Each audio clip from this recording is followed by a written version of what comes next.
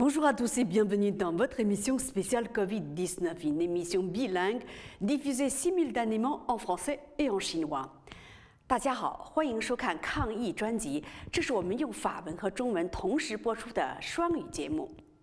Frappés de plein fouet par la seconde vague de l'épidémie de coronavirus, plusieurs pays européens imposent de nouvelles mesures malgré une contestation croissante.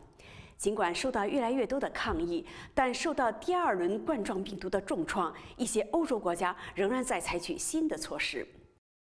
À ce jour, au moins 1,2 million de morts pour plus de 46 millions de cas ont été déclarés dans le monde. En France, le nombre de décès liés au Covid-19 a dépassé les 400 ces dernières 24 heures, portant le total à plus de 37 430 depuis le début de l'épidémie.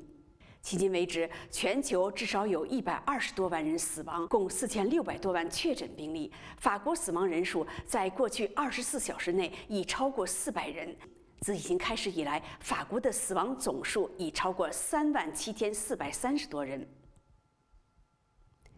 On va atteindre aujourd'hui les 100 000 patients en réanimation dans les hôpitaux franciliens qui sont en quasi-débordement. Et on entend depuis quelques jours Madame Hidalgo se préoccuper de la question des commerces, dire « il faut tout rouvrir ». C'est ainsi que le porte-parole du gouvernement Gabriel Attal a critiqué sévèrement mardi matin l'attitude de la maire de Paris, l'appelant à faire preuve de responsabilité. 政府发言人阿塔尔星期二早上严厉批评了巴黎市长伊塔尔戈夫人对待疫情的态度。他说，在大巴黎区的医院里，重症监护病房中的患者今天达到1000名，已经人满为患。而这几天，我们却听到伊达尔戈夫人担心小商店关门的问题。他还说，我们必须重新开放一切。这位政府发言人呼吁巴黎市长要表现出应有的责任感。Boudé pendant de longs mois par les Français et même désinstallé quelques 1,3 million de fois, l'application Stop Covid, devenue Tous Anti-Covid mi-octobre, semble enfin connaître le succès. Elle doit atteindre 15 millions de téléchargements d'ici un mois. C'est en tout cas ce qu'ambitionne le gouvernement français.